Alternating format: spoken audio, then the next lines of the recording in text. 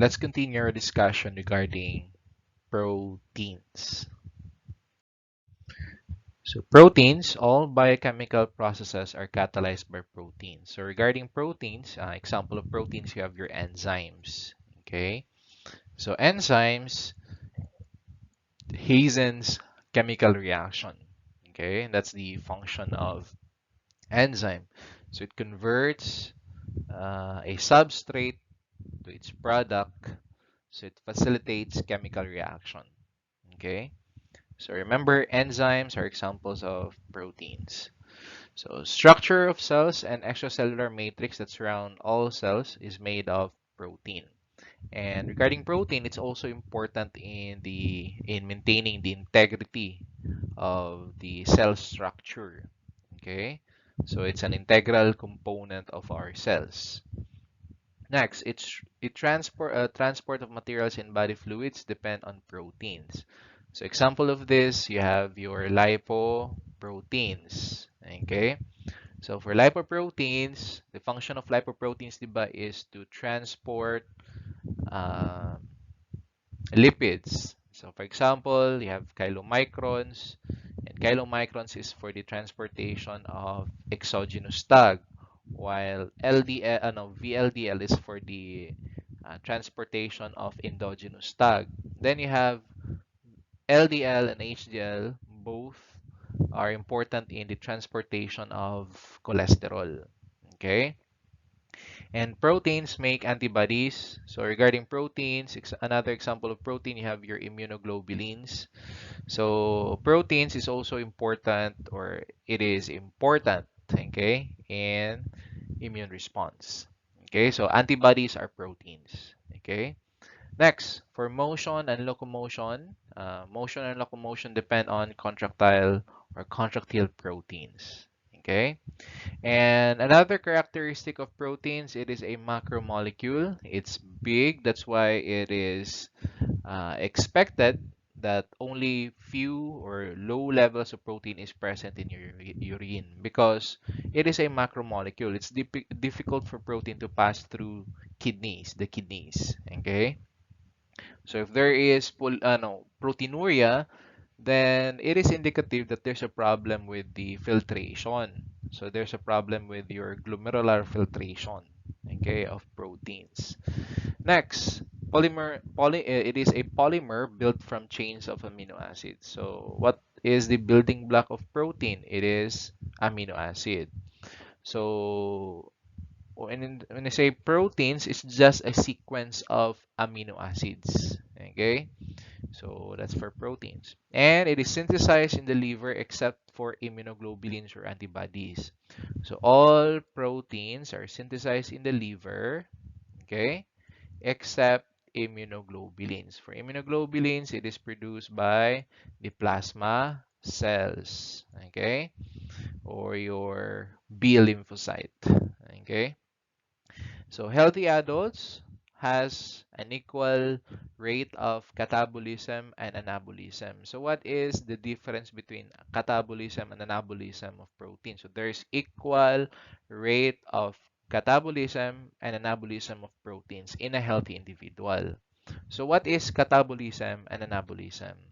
So catabolism is breakdown. Anabolism is the formation or synthesis, okay, of proteins. Okay?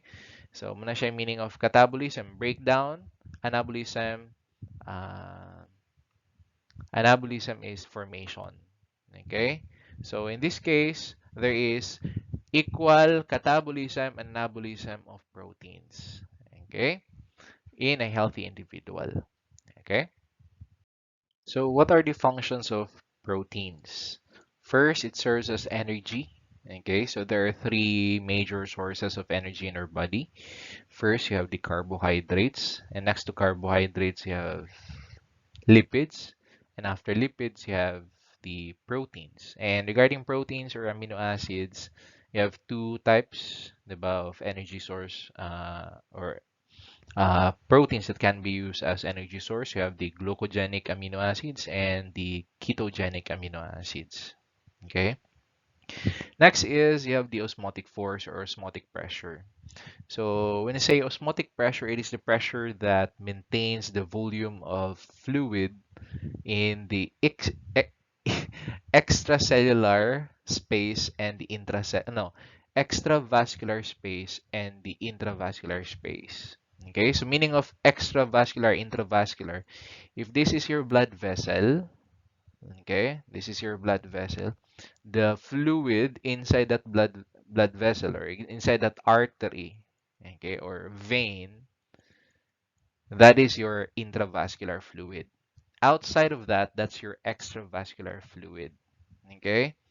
So, for extravascular, you have your interstitial fluid, right? Okay? So, siya ang fluid goes around sa imong mga cells outside the blood vessel. So, the purpose of osmotic pressure is to maintain the volume, the right volume of fluid in the intravascular and the extravascular. Okay? Now, the protein that maintains the osmotic pressure, it is the protein albumin. Okay? So, albumin is important in the maintenance of osmotic pressure. So, if there is a drop in the concentration of albumin, automatic there's a buildup of fluid in the extravascular space. Thus, it will result to uh, edema. Okay, edema. Okay, so that's the result of having low concentrations of albumin.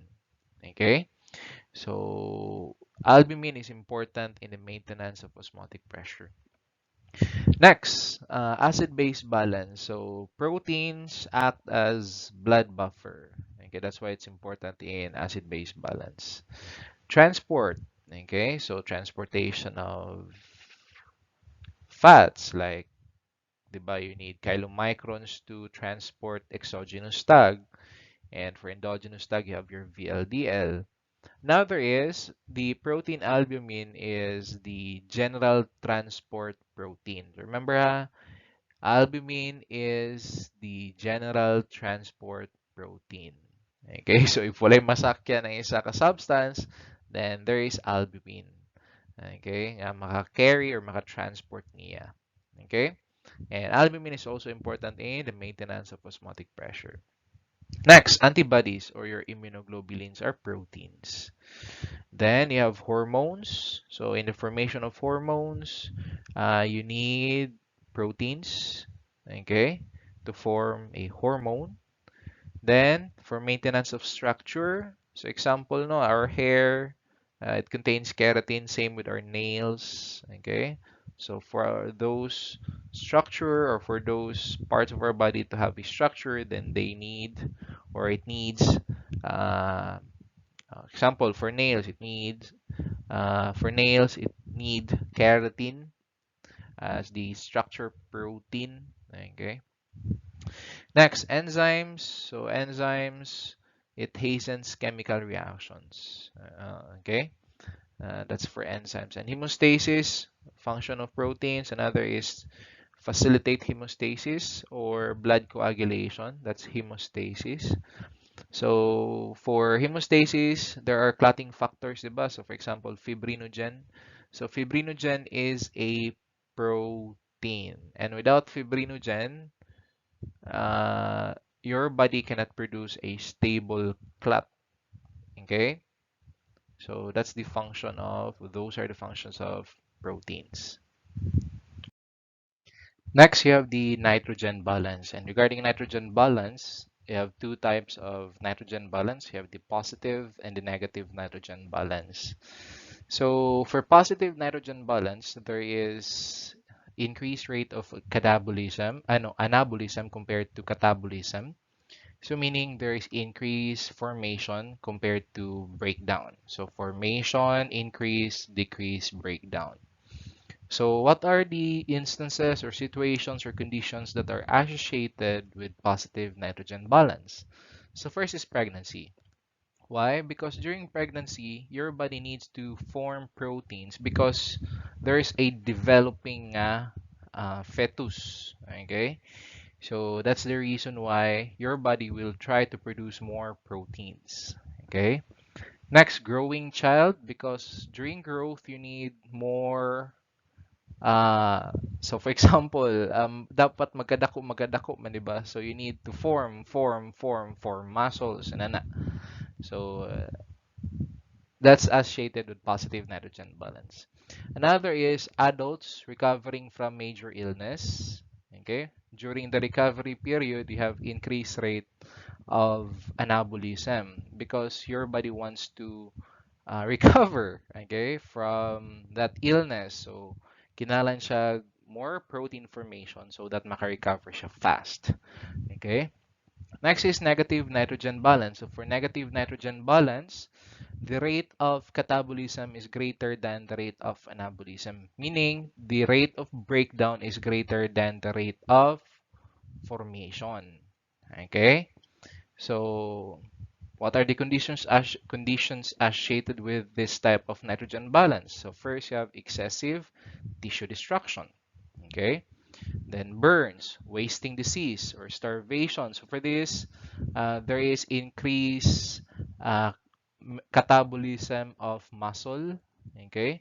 So usually mo happen siya once you are not eating food for many days na. So mag-start og utilize yung body o muscle as source of energy because ang muscle is made up of protein. Okay? So example katong if di ko sure sa term death march sa Bataan sa una during World War II. So or katong mga prisoners of war during World War II and other World War the World War One pa the World War II. Okay? So for prisoners of war, okay, if mo read mo mga stories or watch mo mga documentaries during or katong about World War II, okay, during the reign of Hitler. So daghan kayo sa mga si tawag ana gani sa basta ka mga prisoners of war thin na kailang lawas because wala sila ginhatagag food. Okay? So ang metabo is thin ilang lawas it's because of muscle catabolism. So there is increased breakdown of proteins. That's for starvation and wasting disease. So you have negative nitrogen balance because your body is not uh, forming proteins. The body is focusing on breaking down proteins to provide energy. Okay?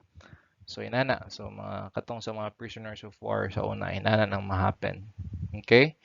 So we're so blessed. Wala na ta atong nga time. And we should be proud of sa mga persons nga need fight for our freedom. Okay?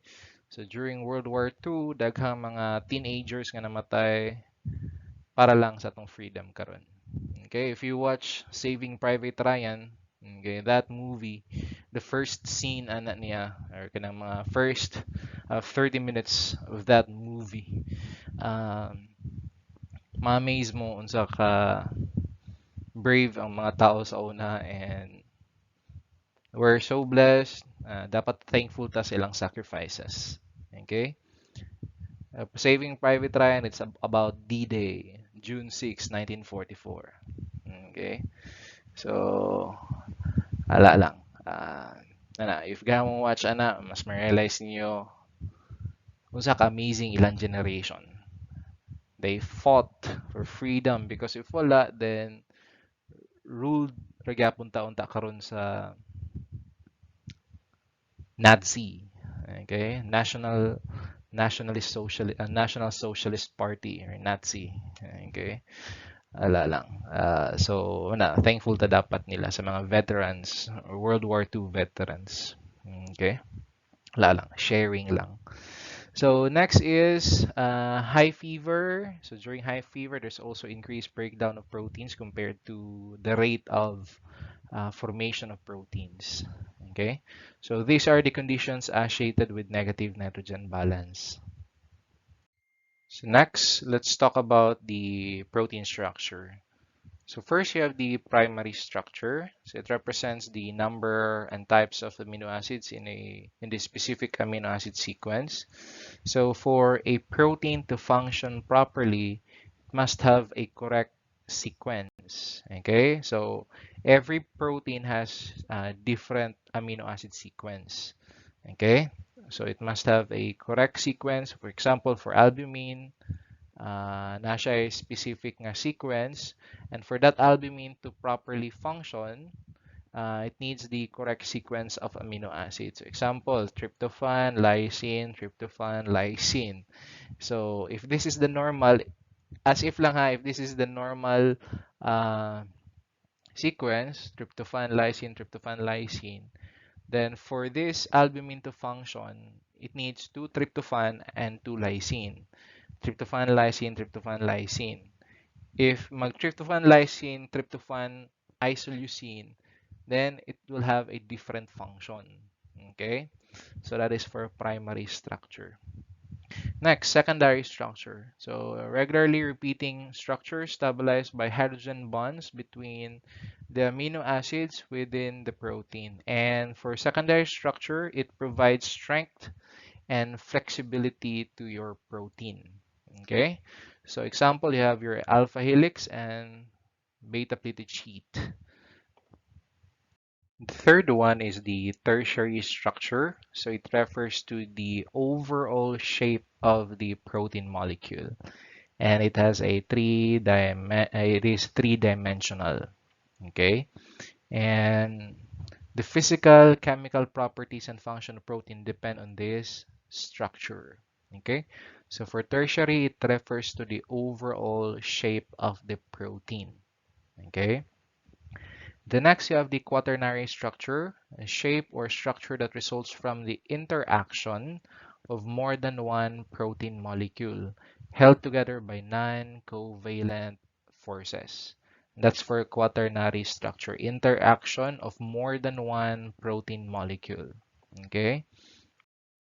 Next, disturbed secondary, tertiary, and quaternary structure will result to loss of its or lose its function and chemical properties. Okay, so if there's a problem or disturbance with the secondary and tertiary and quaternary structure, then the function, okay, of and chemical properties of that protein is mawala siya. Okay, so unsaon man na siya, unsaon nga mawala ang function or disturbance. So example, you have denaturation. So for denaturation, you have loss of its native or natural occurring structure of the protein. Causes of denaturation, you have heat, hydrolysis by strong acid or alkali, or enzymatic reaction and exposure to urea or exposure to UV. Okay, so if you want to denature proteins, you can denature it by exposing to high temperature. Okay, so I think that's 65 degrees Celsius. Or start na siya na problem with the structure of proteins from 40 to 55, okay, degrees Celsius. Okay, so that's for proteins. Next, what are the compositions of protein? So first is carbon, okay, oxygen, hydrogen, sulfur, and nitrogen. This nitrogen is not present in carbs and lipids, okay, but nitrogen is also present in your NPNs. Okay, so non-protein nitrogen. Non-protein siya, nga nitrogen. That's the meaning of NPNs. So examples of NPNs, you have urea, uric acid, and ammonia. Okay, so urea is a product of protein catabolism and also ammonia. Okay, uric acid is a product of purine catabolism.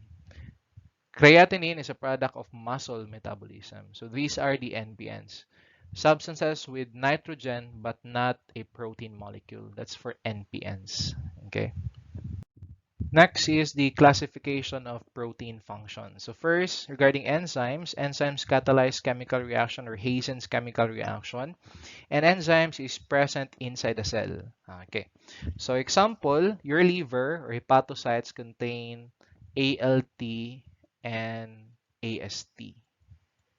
Okay, So if this is the hepatocyte, the hepatocyte contains ALT and AST.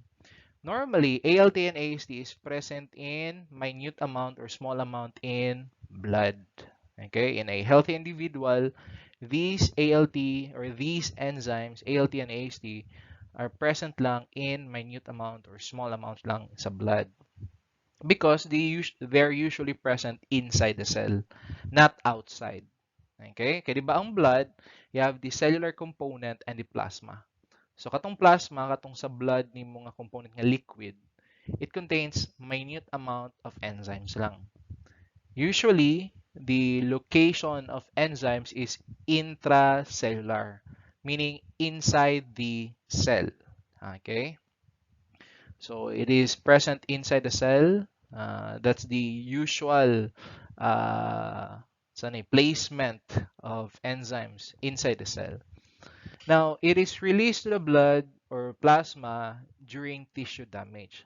So if this is your hepatocyte, okay, and another hepatocyte, and another hepatocyte, you have ALT, AST, and ALT, AST inside the hepatocyte. Now, you drink alcohol, too much alcohol, like for 1 year, every day nag-drink kag alcohol. So that alcohol, since it is toxic to your liver, cause damage to your hepatocyte. So na damage, damage, damage, damage. So after that destruction of your hepatocyte, the next thing that will happen is this ALT and AST will go to your plasma. So from intracellular to extracellular. Same with this one, from intra to extra. From intra to extra. Now, in the laboratory, diba, we're using plasma or serum as sample. So, ni-collect tag blood and we separate the serum. So, what is the level of AST and ALT in serum or plasma? It is elevated because ni-gawas siya from the cell of a person that has hepatocyte destruction. Okay? Or if na siya hepatitis or inflammation of the liver. Okay? So, enzymes are important diagnostic tool because, for example, if that person has elevated of ALT and AST, then it means that that person has liver damage or hepatocyte damage. Kaya kung normal na siya, healthy siya, then there will be no elevation in ALT and AST because present lang ALT and AST inside the hepatocyte. But that, or if the patient has hepatocyte damage, automatic there will be a release of ALT and AST to the plasma. Okay? So mutaas ang ALT and AST sa imong plasma. Okay?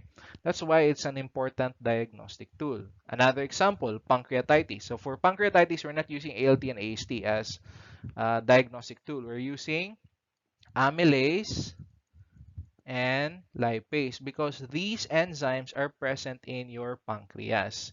ALT and AST, liver. Okay? So same, AMS and lipase or amylase and lipase are present in the intracellular space of your pancreatic cells. Now, if there's a problem with the pancreatic cells, automatic, there will be the release of AMS or lipase or amylase and lipase to your blood. So there will be elevation in amylase and lipase, and that signifies or indicative that there's a problem with your pancreatic cells. Okay? That's the thing about enzymes. You can use them as diagnostic tool. Okay? Okay, next you have the hormones. Okay? So hormones are chemical messengers that control the action of specific cells or organs. Okay? So example, they have the production of epinephrine. So epinephrine controls the rate of gluconeogenesis, and so it increases the rate of the formation of glucose from non-carbohydrate source, and the organ that will facilitate gluconeogenesis or perform gluconeogenesis, you have the liver. So the liver is dependent sa epinephrine production because it needs signal so that mo activate ang production. Now, regarding hormones, there are protein-based hormones like glucagon, insulin, somatostatin, growth hormone, sa pamelain, prolactin. Those are uh, protein-based hormones, and those hormones affects growth, development, metabolism, sexual function, reproduction, and behavior. Okay, so another, you have your calcitonin, sa pamelain, ADH, antidiuretic hormone, prolactin, so man, melatonin is also a protein-based hormone. Okay, so proteins is very important in the production of hormones. Okay. Next, transport proteins. So transport ions and molecules. And they also transport hormones, vitamins, minerals, and lipids. You have lipoproteins for lipids. For uh, transthyretin. Okay, transthyretin. Okay. Transthyretin or your prealbumin, uh, it is called as transthyretin because it transports thyroxine, and retinol. Retinol is vitamin A. Okay, so transport protein. Okay, so it's commonly measured transport protein. You have hemoglobin, lipoproteins. So you have your VLDL, LDL, HDL, albumin, and transferrin. So for transferrin, it transports iron. Okay, albumin is the general transport protein. Hemoglobin is for oxygen. Okay, so these are the commonly measured transport proteins. So hemoglobin, lipoproteins, albumin, and transferrin. Another classification of proteins, you have based on functions, you have immunoglobulins. So immunoglobulins are antibodies and produced by plasma cells. Okay. And next, you have structural proteins. So example, you have collagen, elastin, and keratin. So these are fibrous protein that are important in cell structure and tissue. Okay? So example, keratin, it's present sa imong nails, sa imong hair. Sa skin, you have collagen. So for you to have a youthful glow, you need a lot of collagen, or para dili musag ang skin, you need to have collagen. Okay? Next, storage proteins serves as reservoir of amino acids and metal ions. Example, you have your ferritin. Okay. Next, for the maintenance of osmotic force, so you have albumin for this one. So albumin is the one that regulates the distribution of water between intra and extravascular, or it is the plasma protein that function in, or that is involved in the proper distribution of water throughout the compartments of the body. So you have the intravascular and the extravascular. So that's albumin. So if there's a problem with your albumin, if there's a decrease in albumin, automatic the patient will have edema. Okay? Because wala na regulate ang proper distribution of water between intra and extravascular space. Next, you have the classification of protein structure. So first is simple proteins. So for simple proteins, the composition is only amino acids. Okay? So amino acid, amino acid, amino acid, amino acid, amino acid, and that is your simple protein. For conjugated proteins, it is consists of a protein and non-protein group, prosthetic group, that's non-protein. So it's a combination of protein plus non-protein, and that is your conjugated protein. Okay? So the prosthetic group defines the characteristic of the protein. So example, for metalloprotein, it is the combination of protein, okay, protein and a metal. So example, you have iron. So if it is combination of protein and iron, that is your ferritin. Okay? That is a metalloprotein because it's a combination of protein and metal. Another is you have copper. Copper plus protein, that is a metalloprotein, and the name of that metalloprotein is ceruloplasmin. Okay, so that's for conjugated protein. So it's different from your simple proteins because for simple proteins, it's only protein and it's made up of amino acid. But for conjugated protein, it's a combination of a protein group and a non-protein group. So if you combine that one, that is your conjugated proteins. Okay. Next is lipoprotein. So for lipoprotein, it's a conjugated protein made up of lipid and protein. That's why it's lipoprotein. So lipid linked to protein. Glycoprotein, it's a combination of glyco, carbohydrate, glycose, and protein. So it's carbs linked to protein. So usually the concentration of carbs for glycoprotein is 10 to 40%. So for glycoprotein, it's a combination of carbohydrate and lipid. No, carbohydrate and protein.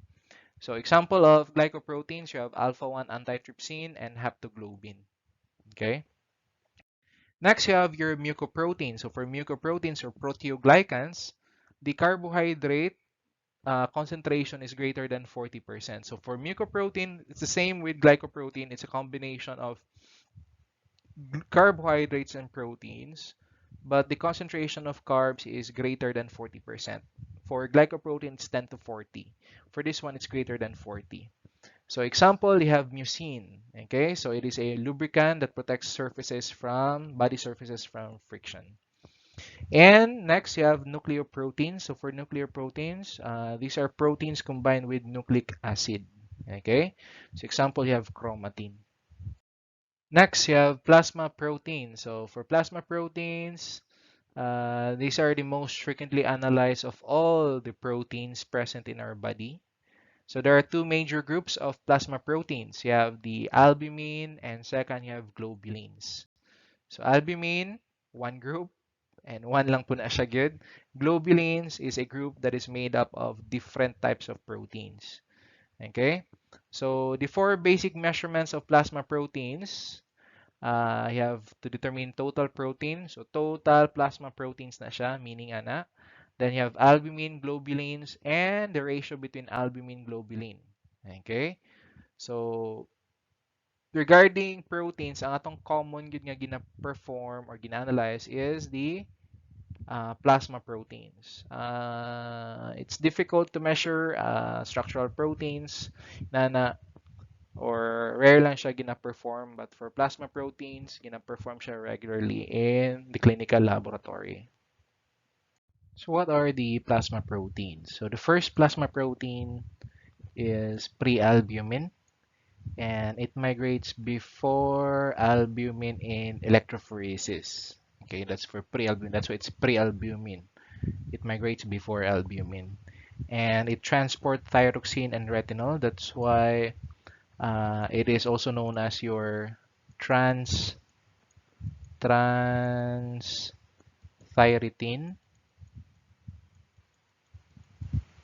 Okay, so it transports thyroxine and retinol.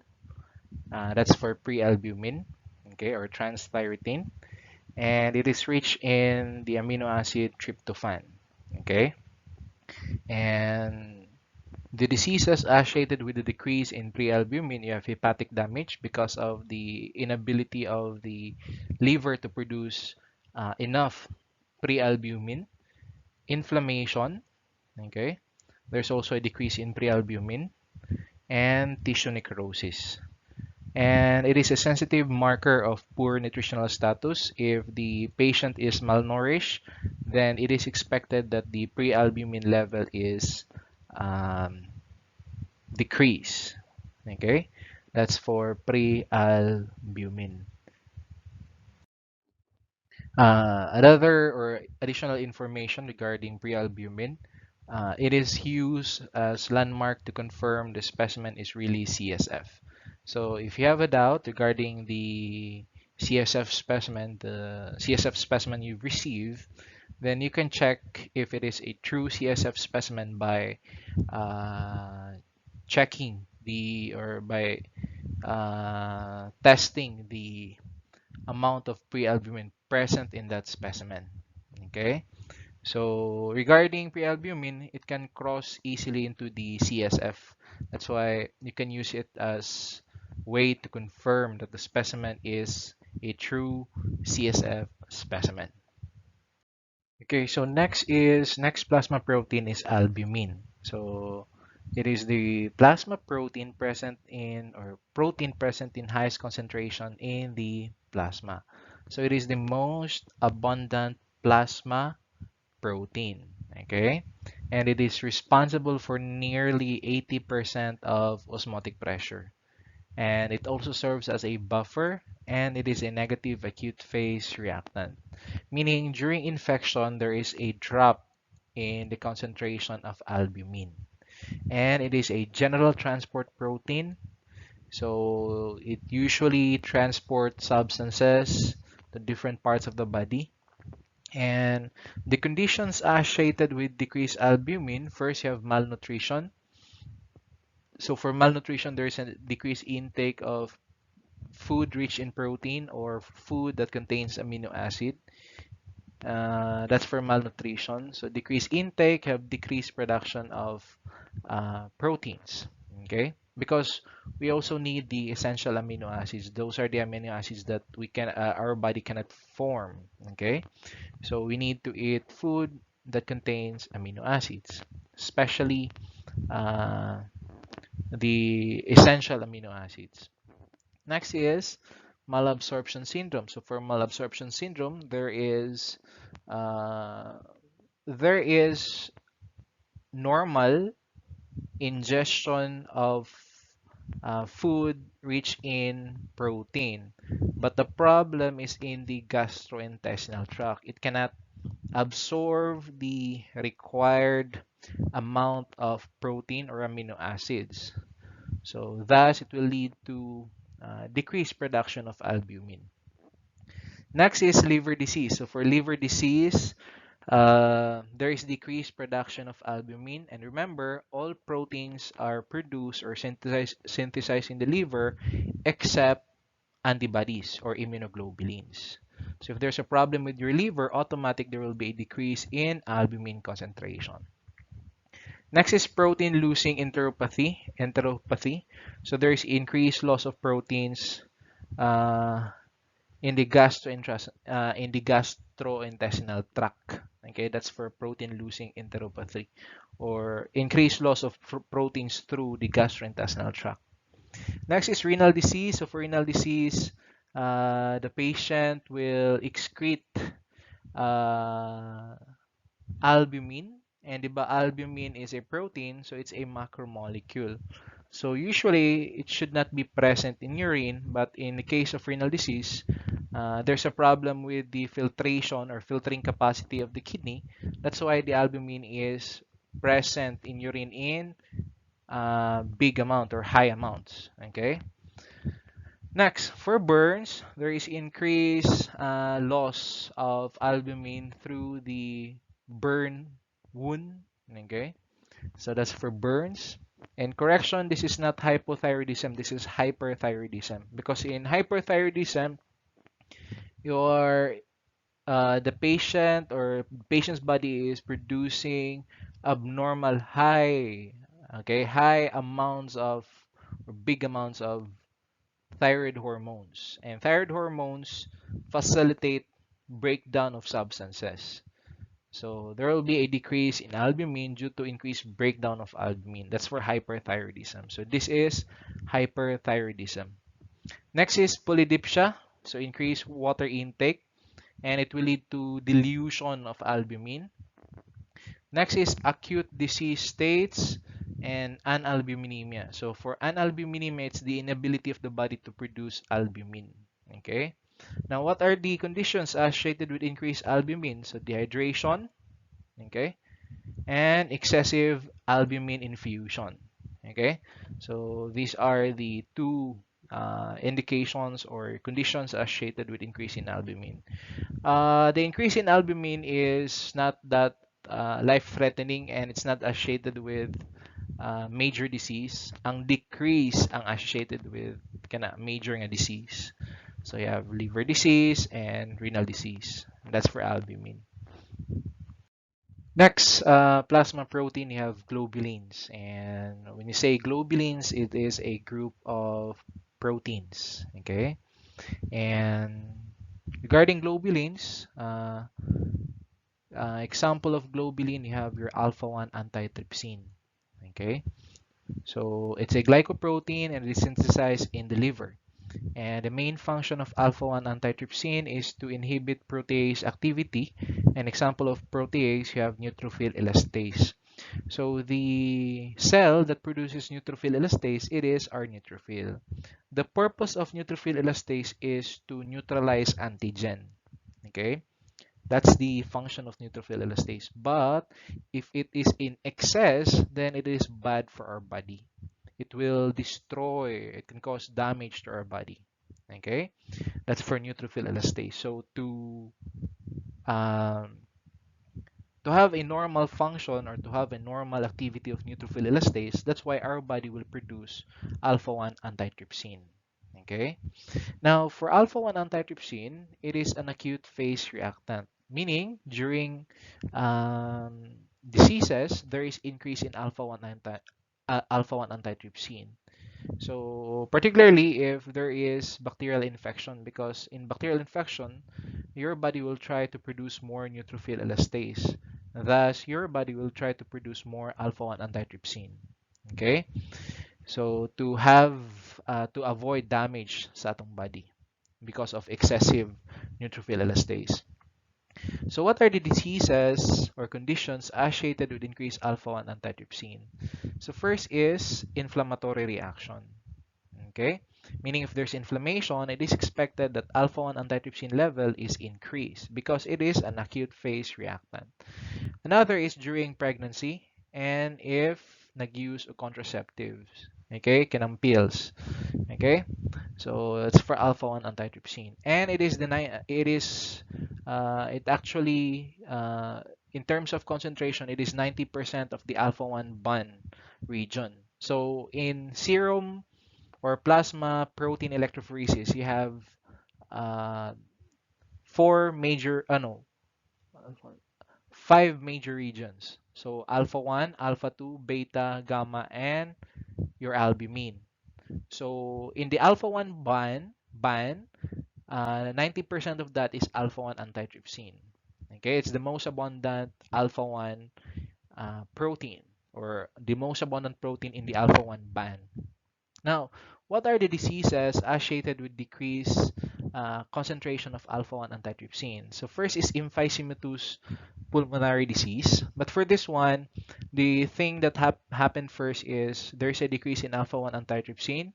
And since there's a decrease in alpha-1 antitrypsin and there is excessive amount of neutrophil elastase, that neutrophil elastase cause damage to the alveoli. Okay? So once na-damage ang alveoli sa imong lungs, automatic magka-emphysematous pulmonary disease ka. So the patient will have a hard time sa pag-breathe. Okay? Next, juvenile cirrhosis. So for juvenile cirrhosis, first is there is a mutation in SERPINA1 gene. Okay, and this gene codes for the production of alpha-1 antitrypsin. So in this mutation, there is abnormal production or production of abnormal alpha-1 antitrypsin. And that abnormal alpha-1 antitrypsin will accumulate in the liver, causing cirrhosis. Now, why man juvenile cirrhosis? It's because mo happen siya baby pa ang sa mga babies. That's why it's juvenile cirrhosis. Okay? So that's for conditions associated with decrease and increase in alpha-1 antitrypsin. Remember, the main function of alpha-1 antitrypsin is to inhibit protease, activity of protease. An example is neutrophil elastase. Okay?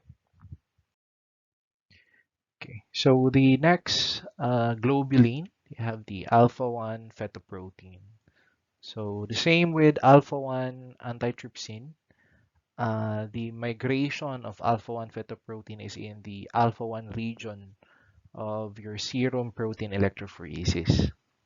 Now, regarding alpha-1 phetoprotein, it is synthesized in the developing embryo and fetus, and then by the parenchymal cells of the liver. Regarding the function of alpha-1 phetoprotein in adults, it has no known function, okay, in adults.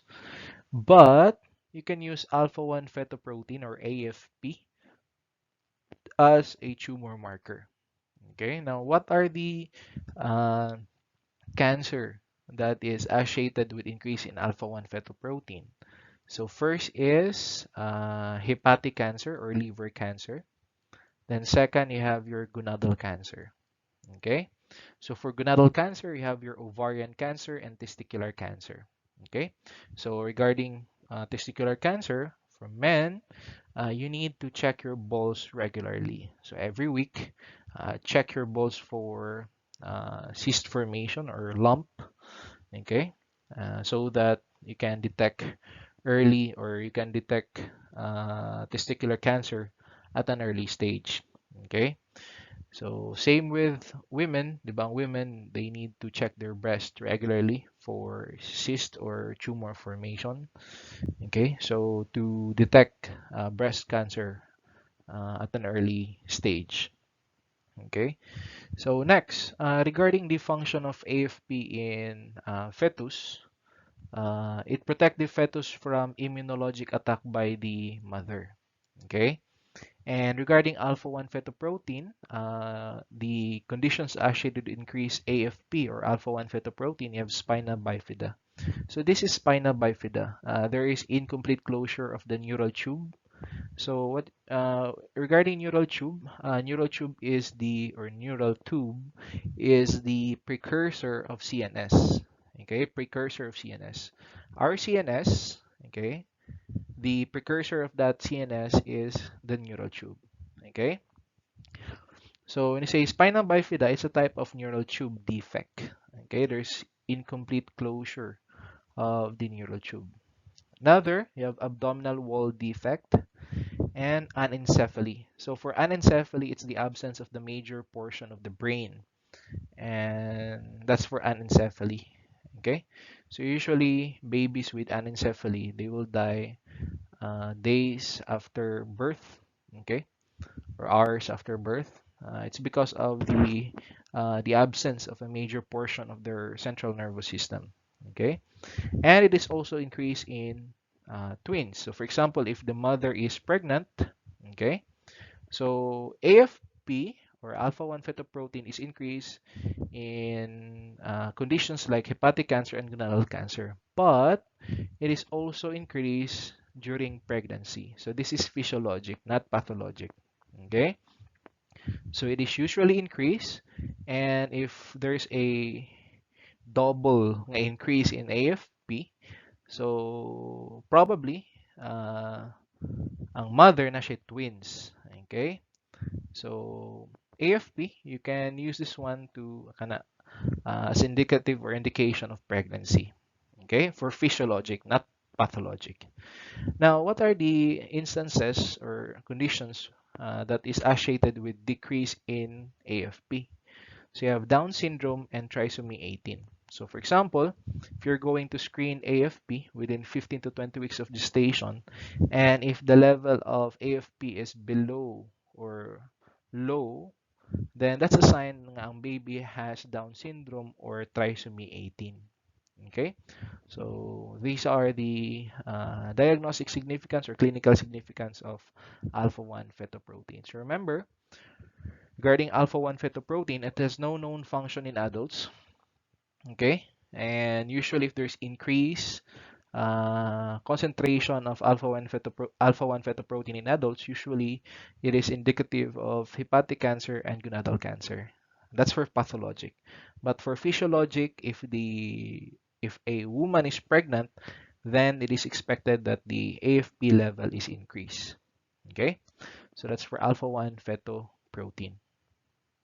Next is alpha-1 acid glycoprotein. So for alpha-1 acid glycoprotein, or also known as orosomucoid, okay, It is the major plasma glycoprotein, and characteristic of alpha-1 acid glycoprotein, it is negatively charged even in acidic solutions.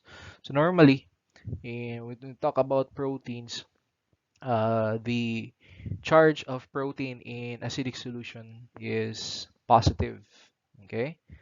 Uh, it is also expected that if the solution is basic, then it's negatively charged. But for this one, even in acidic solution, the charge of this protein is negatively charged. Next, it is an acute phase reactant. So meaning during inflammation, during disease state, the level of this protein is elevated. Okay, that's your acute phase reactant.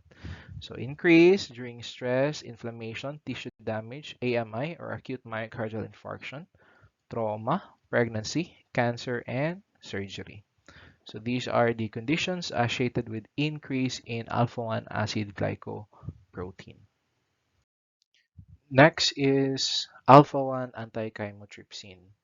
So for alpha-1 antichymotrypsin, it is a member of serine protease inhibitor. So same with your alpha-1 antitrypsin. And this is an acute phase reactant, so it is expected that there is inflammation. The level of alpha-1 antichymotrypsin is elevated. And if there's a decrease in alpha-1 antichymotrypsin, it is usually associated with liver disease because the liver is the organ responsible for the production of all plasma proteins except immunoglobulins. Okay. Now, it is also associated with the pathogenesis of Alzheimer's disease. Okay, remember Alzheimer's disease, alpha-1 antichymotrypsin. So, regarding alpha-1 antichymotrypsin, it is present in amyloid. Okay, so what is an amyloid? So, it is a proteinaceous deposit that is present in tissue. So, for Alzheimer's disease, there is deposition of amyloid. Okay, and that amyloid contains alpha-1 antichymotrypsin. Okay, so remember for alpha-1 antitrypsin, alpha-1 antichymotrypsin, you have Alzheimer's disease, the disease associated. Next is your GCglobulin or your group-specific globulin. So it is a vitamin D binding protein, and it is increased during the third trimester of pregnancy, and it is also increased in patients taking estrogen oral contraceptives. Okay. So next is regarding GCglobulin. It binds with actin, and actin is a microfilament that is needed for the contractility of our muscles. But if it is free, okay, if it is free actin, then that free actin can cause damage to blood vessel if it is free. So to avoid that, to avoid the damage, okay, to the blood vessel caused by actin, we need a protein that will bind with actin once it is free. Okay, so if there's a free actin, automatic the globulin or the GC globulin will bind to that to avoid uh, actin causing problem with our blood vessel. Okay, so that's the function of our GC globulin, and it also acts as a co-chemotactic factor. Next, globulin, you have the haptoglobin. So for haptoglobin, it is an acute phase reactant. So there is an increase in haptoglobin during inflammatory state, if there's inflammation, if there's a disease. And the function of haptoglobin is to bind with free hemoglobin in order to prevent the loss of hemoglobin so that you can recycle hemoglobin. Okay. So for haptoglobin, since it binds with free hemoglobin, you can use this one to detect hemolytic anemia. So what is the expected level of haptoglobin if there is hemolytic anemia?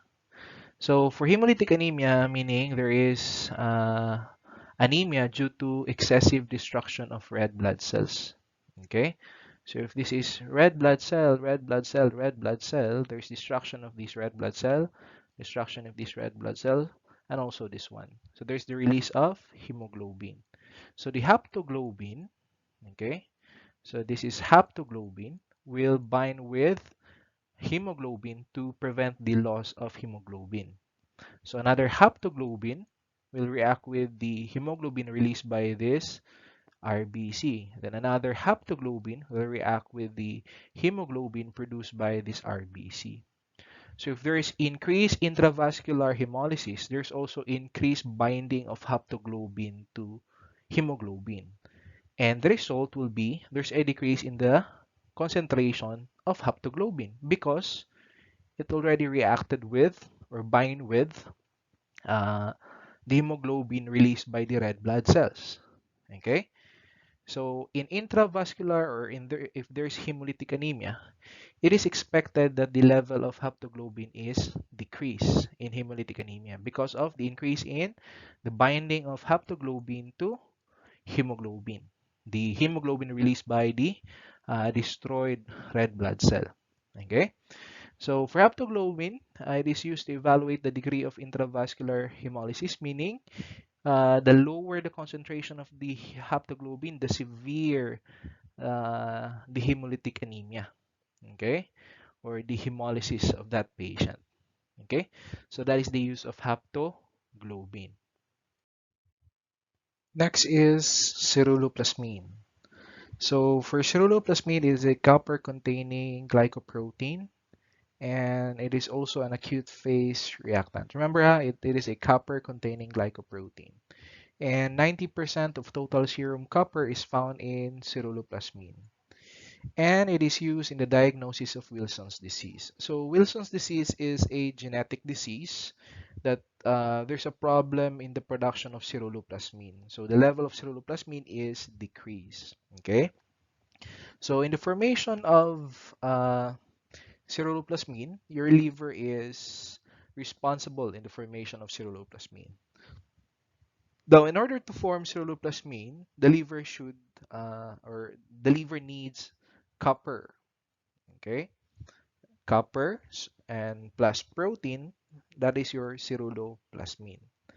Now, in Wilson's disease, the liver is cannot produce ceruloplasmin. So there will be a buildup of copper inside the liver. So it can cause damage to the liver. So after that accumulation of copper in the liver, next is ma-deposit siya to other parts of the body, like in the heart and also in the eyes. That's for Wilson's disease. There is accumulation of copper. It's because of the inability of the liver to form ceruloplasmin. Okay, so the level of ceruloplasmin it is decreased, but the level of copper it is increased. That's for Wilson's disease. Okay, now other diseases associated with decreased ceruloplasmin, you have malnutrition, liver disease because uh, the liver is responsible for the production of ceruloplasmin. Nephrotic syndrome, there's a decrease in ceruloplasmin because of increased excretion. And Menkes syndrome. So for Menkes syndrome, there is a defect in the absorption of copper. Okay, absorption, meaning the absorption of copper in the intestine. Okay, malabsorption of copper. So a baby with Menkes syndrome will have kinky hair, okay, sparse and kinky hair, and failure to thrive, meaning dili siya mo grow. Okay? It's because of the deficiency in copper. Okay? So the intestine cannot absorb enough copper. That's for Menkes syndrome. Next is alpha-2 macroglobulin. So it migrates in the alpha-2 bond in your serum protein electrophoresis. And it is a large protein, so it's larger compared to other globulins and also to albumin. So it's larger. Um, and it's the major component of the alpha-2 bond. So it's the most abundant protein in the alpha-2 region. Now, regarding nephrosis or kidney problems, uh, the alpha-2 macroglobulin concentration is increased if there is nephrotic syndrome. Other proteins like albumin and other types of globulins, they are usually decreased, except for alpha-2 macroglobulin. Why? Because of the large size of this protein. So the large size of this protein aids in the retention of alpha of this protein. Okay, it aids in the retention. So other proteins can be excrete except for alpha-2 macroglobulin. Okay, during nephrosis. Okay, that's why in nephrosis it is increased. Okay. And other conditions that is associated with increased alpha-2 macroglobulin, you have the use of contraceptives, okay, or contraceptive medication, and during pregnancy, it is increased. Next, transferrin. So it's a negative acute phase reactant. So during inflammation, there's a decrease in the transfer level of transferrin, and it is a major component of beta fraction. Okay, for alpha 1, it's alpha 1 antitrypsin. For alpha 2, you have alpha 2 macroglobulin. For beta fraction or beta region, you have the transferrin. And function of transferrin is to transport iron and prevention of loss of iron. Okay, so it's it's binding with iron prevents iron deposition, and it is decrease. There's a decrease in transferrin, or if there's decrease in transferrin, it will result to anemia. Okay. So regarding transferrin and anemia, 'di ba? Transferrin transports iron to your bone marrow. Okay? So if there's a decrease in the transferrin level, the iron will accumulate in tissues, okay, causing hemosiderosis. And there will be less iron available for your bone marrow, and in that case the bone marrow will produce low levels of RBC, or ang RBC count will be affected. Okay, so thus a decrease in transferrin will result to anemia. Okay, so dili man ma-transport, iron needs a transport protein, and that is your transferrin, so that it will be used by your bone marrow to produce red blood cells. Okay, so what are the diseases associated with decreased level of transferrin? So first is liver disease. Okay, so for liver disease, there is decreased production of transferrin or transferrin in the liver. So there's decreased transferrin. There's also decreased transportation of iron to your bone marrow, and it will result to decreased RBC production. For nephrotic syndrome, there's increased elimination of transferrin or increased excretion of transferrin via urine. So the level of transferrin in your plasma or in your blood is decreased. So decreased transferrin, decreased transportation of iron to the bone marrow. It will result to decreased RBC count. So for nephrotic syndrome, uh, it is associated with anemia. First is it is because during nephrotic syndrome there's decreased EPO production. Another is during nephrotic syndrome there's increased elimination or increased excretion of transferrin, which is needed in the transportation of iron to your bone marrow. Okay, so that is for uh, nephrotic syndrome. Another cause of decreased transferrin is malnutrition. Okay.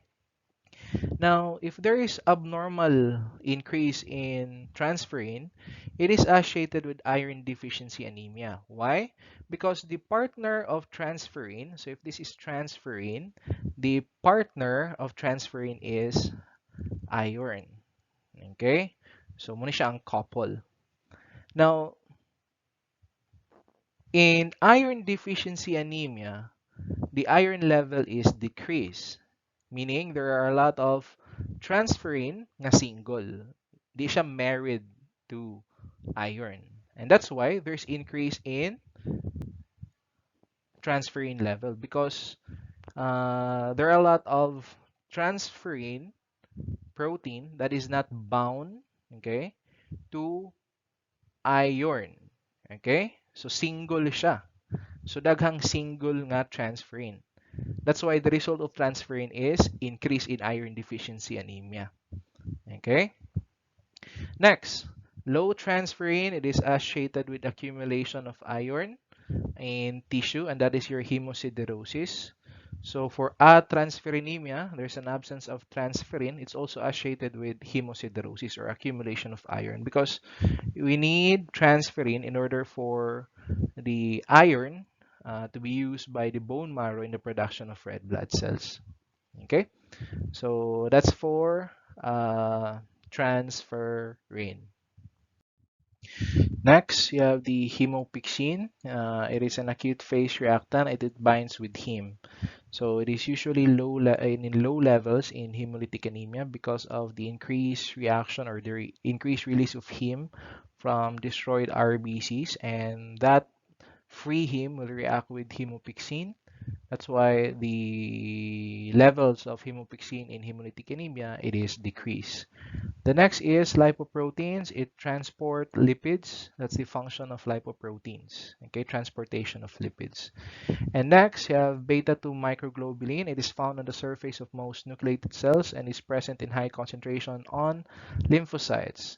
And the light chain component of the major, uh, the, it is the light chain component of the major histocompatibility complex. And regarding diseases or conditions associated with increased beta-2 microglobulin, you have rheumatoid arthritis, systemic lupus erythematosus, and HIV infection. Okay, so SLE, this is the cause of death of our former president Ferdinand Marcos. Okay, SLE, systemic lupus erythematosus. Okay, so the next globulin, you have the complement. It's a group of proteins and it's part of the natural defense mechanism of our body. So regarding complements, you have C1 to C9.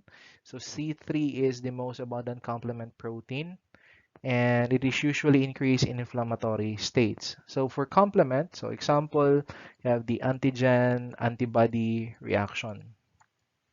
So if there is an antigen antibody complex, the C1q, a complement, will bind to this complex and it will trigger the activation of your complement system. And the effect or the final product of the activation of your complement system is cell lysis. So there will be lysis of the antigen. Okay? So diba, usually antigen is a foreign substance. So first, the antibody will react with it. Then after that, there is activation of your complement system. And the product of that activation of your complement system is cell lysis. Okay, so that's for complement. Next, fibrinogen. So for fibrinogen, it forms fibrin clot when activated by thrombin. So thrombin converts fibrinogen to fibrin clot. Okay, fibrin clot. So to make the clot stable, you need a fibrin clot. And it is not seen in serum because serum is the liquid portion of clotted blood. So meaning there's already a conversion of fibrinogen to fibrin clot. But for plasma, fibrinogen is present. Okay? And it is an acute phase reactant. So if there's inflammation, it is usually increased. And the disease or condition associated with decrease in fibrinogen, there's extensive coagulation. Meaning it is used up by the coagulation ang fibrinogen because you need fibrinogen in coagulation. So extensive coagulation, it is expected that there's a decrease in fibrinogen. Okay, increased use of fibrinogen. So increased use of fibrinogen, that's why there's a decrease in fibrinogen. Okay, next, it increases ESR or erythrocyte sedimentation rate. So if there's increased fibrinogen level, that fibrinogen will the effect of that is the RBC, okay, will clump easily. So mga cells mag-clump siya easily. It's because of the increase in fibrinogen. And if there's increased clumping of cells, then those cells will settle faster. Okay? So, di ba, kung mas daghan ang magkumpul-kumpul, mas bugat, so mo go down siya diretso or mo settle siya. sa bottom sa imong container of your sample. And di ba, ang ESR, it's all about sedimentation or ang pagsettle sa imong cells. Okay? So the effect of increase in fibrinogen, it is increase in ESR. So next is CRP or C-reactive protein. Okay?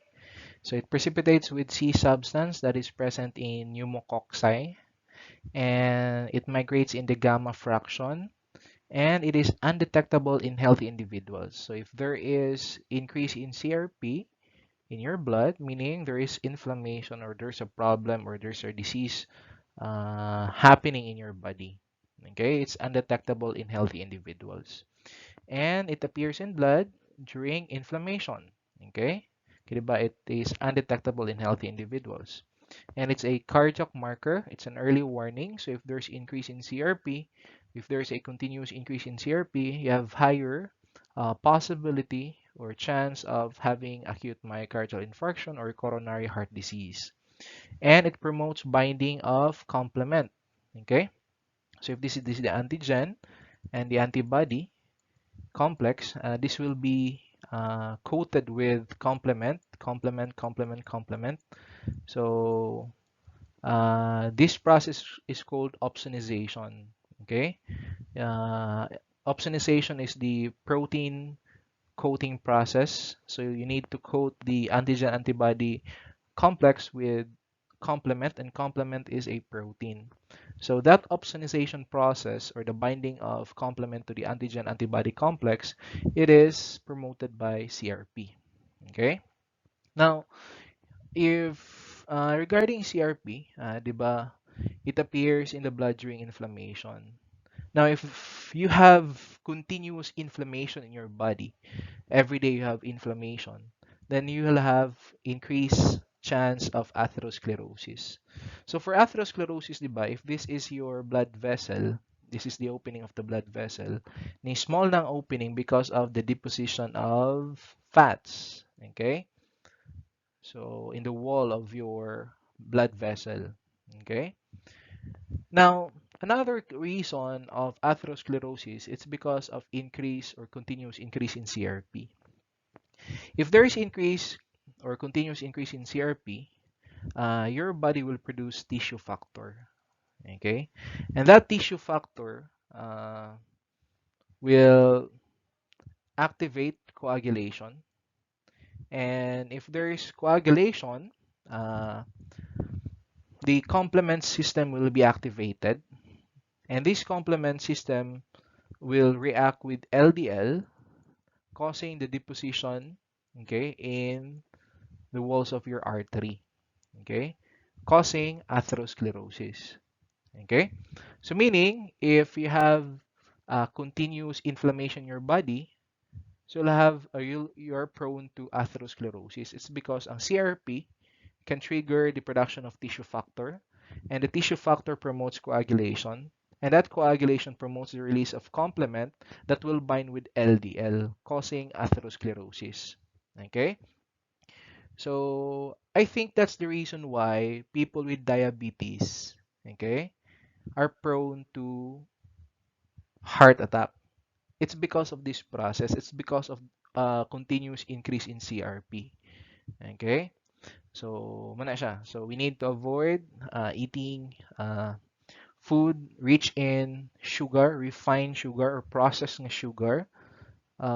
It's because it's not good sa atong body. It can cause inflammation. But I'm not saying you should not eat sugar. Like, ang gulay is a complex carbohydrate, and it's a healthy carbohydrate. Ang ato ani is to avoid refined sugar, the sugar present in Coke, bread, and other processed food. Okay?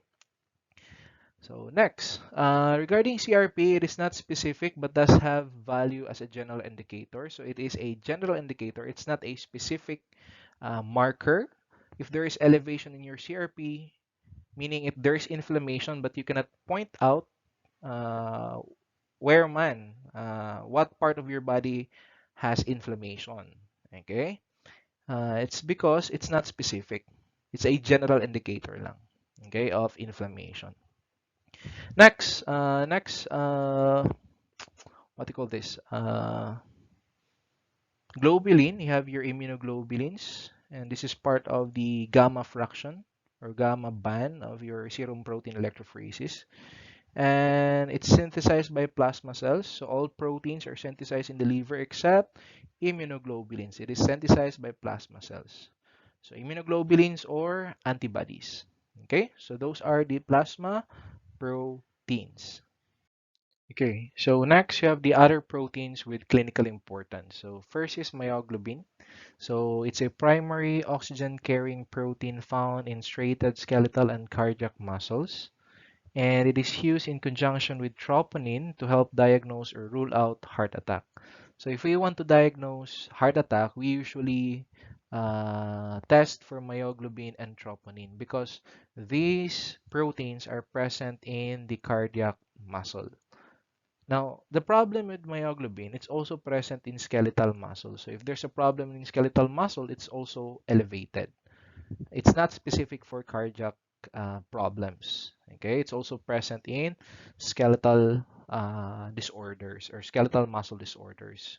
Okay, so if there's a damage in your muscle, automatic the myoglobin will be released. Thus, it will result to increase in myoglobin in serum. Okay, so if there's a problem with your cardiac muscles, there will be increase in your myoglobin. And also, if there's a problem with your skeletal muscles or injury in your skeletal muscles, there's also increase in myoglobin. Okay, because of the release of myoglobin from the damaged or destroyed muscle. Now, in AMI, uh, the myoglobin level will start to increase 2 to 3 hours after the start or onset of the acute myocardial infarction or heart attack. Okay? So 2 to 3 hours after or within 2 to 3 hours after, okay, the start of the heart attack, the myoglobin level will increase na. The peak concentration of myoglobin will happen within 8 to 12 hours after the onset. Okay? And it will go back to normal 18 hours to 30 hours after the onset. Okay? So, myoglobin will not be useful in this time na. Okay? 18 to 30 hours after the onset. Okay? It's because nibalik na siya sa normal. Okay?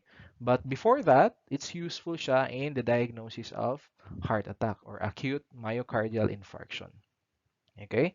Now, it is also useful marker for monitoring the success or failure of reperfusion. Meaning of reperfusion, we're restoring the blood flow. Okay. Because in acute myocardial infarction, if this is your heart, infarct meaning of infarct is death of tissue due to decreased blood supply. So in heart attack, if this is the artery is blocked or there's obstruction. So the portion or the muscle right here uh, will have an infarct or mamatay ang muscle dire. So to avoid further damage in this particular area, the doctor should perform reperfusion. Okay? So what is reperfusion? Is the restoration of blood supply.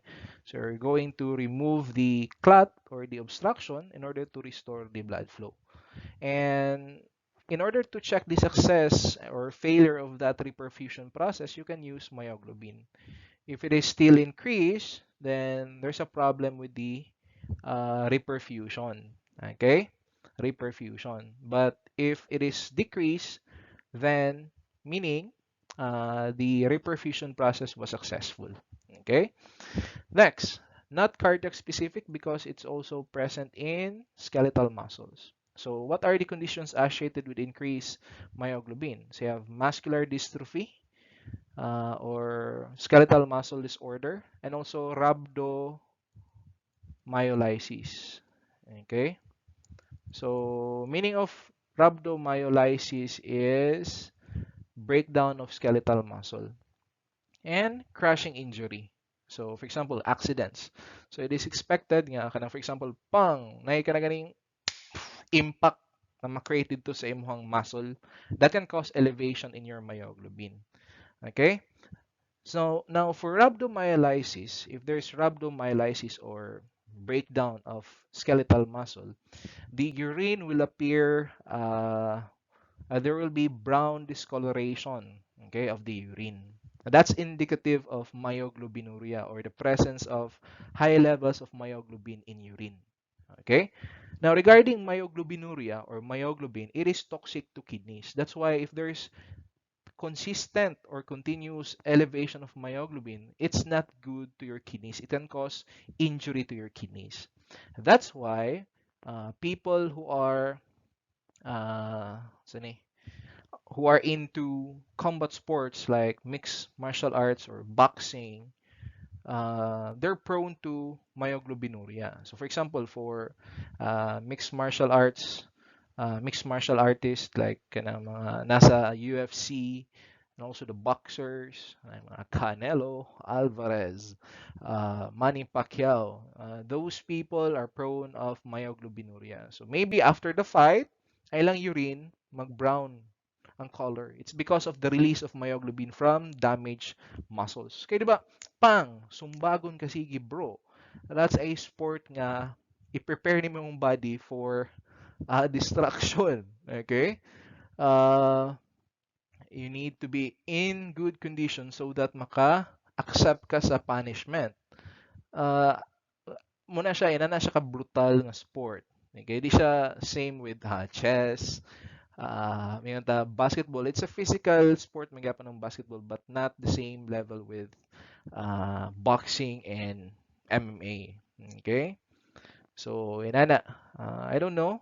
There are a lot of Filipinos are hooked to boxing or they want to pursue a career in boxing, maybe because of the maybe because of financial reason. Okay?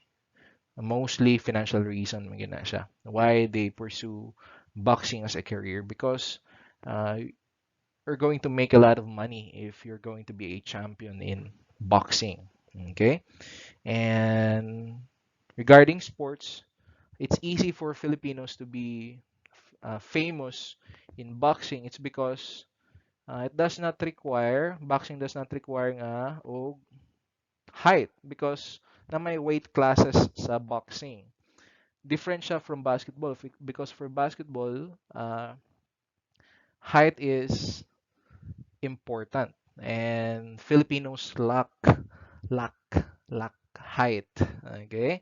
Mabata ang mga Pinoy. That's why sana siya sa reason nga nung ni-excel ang Filipino sa boxing. It's because na may weight class ang boxing. So you'll face an opponent with the same weight. Usually maba lang ang gap or difference in height. Okay? So that's why there are a lot of champion Filipino boxers. Okay? But it's not good sa health sa tao. Ang kanang siging sparring. Okay? So every sparring session, destruction of muscle, meaning there's increase or there is constant release of myoglobin. And remember, myoglobin is toxic to kidneys. Okay? So for rhabdomyolysis, that is muscle wasting. So your body is breaking down uh, muscle tissue to serve as source of energy. That's not good. And mag-brown discoloration or color of the urine is brown for rhabdomyolysis. Okay? Next, you have the troponin T and troponin I. So these are regulators of actin and myosin, and it is the most important marker of cardiac injury. Okay, remember, it's the most important marker for cardiac injury, and levels in blood may elevate after AMI attack in the absence of CKMB. So, in terms of gold standard or which one is better in the diagnosis of acute myocardial infarction between CKMB and troponin, it is troponin because it is always elevated in AMI cases. Okay, For CKMB, there's a possibility or there are cases nga I have normal CKMB but na acute myocardial infarction. But for troponin, it's always increased in cases of AMI. Okay? So for cardiac troponins, you have troponin T. It's the tropomyosin binding subunit, and it's a valuable tool in the diagnosis of AMI. And remember, it is for early and late AMI assessment because it will go back to normal. The concentration will go back to normal 10 to 14 days. So the level of troponin T will start to increase 3 to 4 hours after the start or after the onset of acute myocardial infarction. And peak, you have 10 to 24, but will go back to normal 10 to 14 days after the onset or after the start of AMI. That's why uh, it's used in the late assessment of AMI. Okay? Now, what are the other diseases associated with increased troponin T? Okay, so for troponin T, it's increased in AMI. It's also increased in renal disease and muscular dystrophy. So it's not that specific. There are also other diseases with elevated troponin T. Okay, but it is a sensitive marker for the diagnosis of unstable angina or angina at rest. Okay, meaning of angina is chest pain. Okay. Angina at rest or unstable angina is when you're resting, then na kayo ma-feel nga chest pain. Okay? Chest pain during rest. Okay? That's angina at rest or unstable angina. Stable angina, that's the chest pain when you are doing or when you have an activity. For example, if you're exercising and you feel chest pain, that's your stable angina. Okay? Sir, why there is angina? It's because of decreased blood perfusion or blood supply. That's why musakit ang muscle sa heart. Okay? So for unstable angina, that's not good because you're resting and naka-feel ka og chest pain.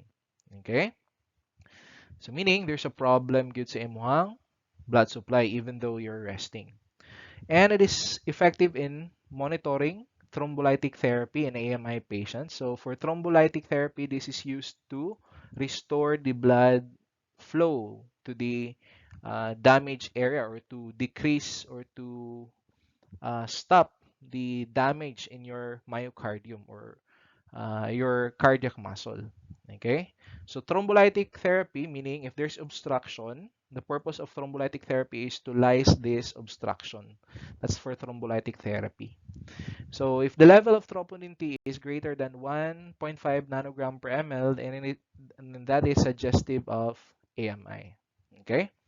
That's for troponin T. Next is troponin I. So for troponin I, it is the inhibitory subunit, and it's also an actin binding unit, and it is only found in the myocardium. So this is heart specific. So if there's elevation in troponin I, it is suggestive that the patient has AMI. Okay, this is the gold standard in the diagnosis of AMI, troponin I. Okay, because it's only found in the myocardium. So regarding the start of the increase in AMI, it will rise 3 to 6 hours after the start or onset of acute myocardial infarction, and peak have 12 to 18, but will go back to normal 5 to 10 days. It's different from troponin T because for troponin T, it will go back to normal 10 to 14 days. That's why you can use troponin T for the assessment of late acute myocardial infarction. But the gold standard in the diagnosis of AMI, it's troponin I. Okay? So, heart specific siya. If we are going to compare troponin I and troponin T, troponin I is the best, okay, in the diagnosis of AMI because it's only found in the myocardium. Okay. Next is brain natriuretic peptide. So it's found in the largest concentration in the left ventricular myocardium, and it's a marker of congestive heart failure. So if the patient has congestive heart failure, then the BNP level is there's a disturbance in the brain natriuretic peptide level. Now let's go back to troponin I. So regarding troponin I, usually the test for troponin I is STAT.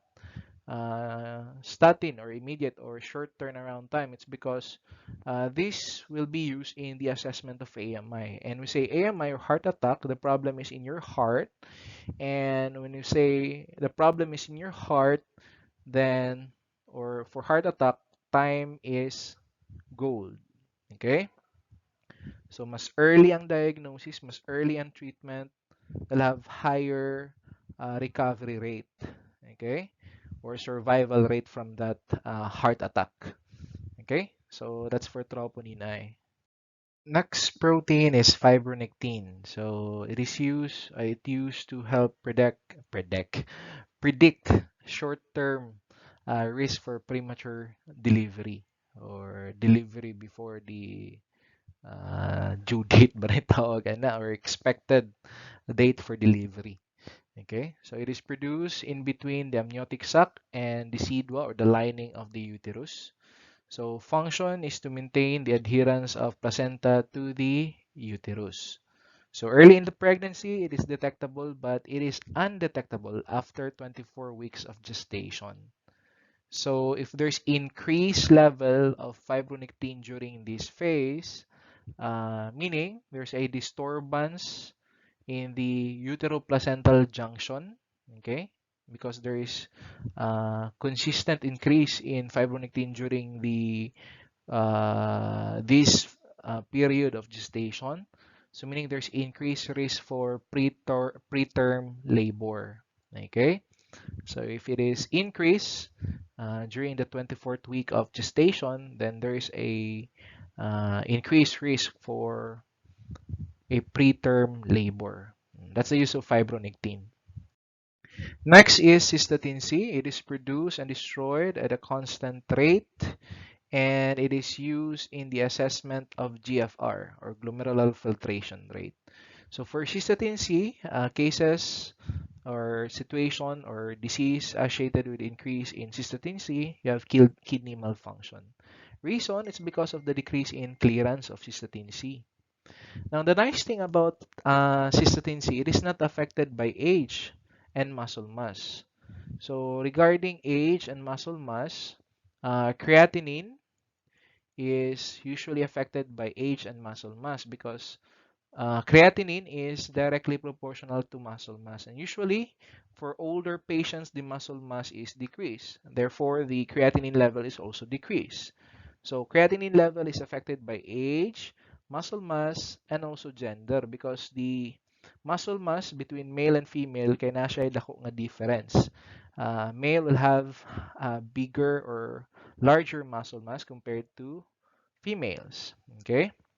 And diet, regarding diet, urea, a kidney function test, urea is affected by diet. If there's high protein diet, the urea concentration is affected. That's why cystatin C is a better indicator. Okay?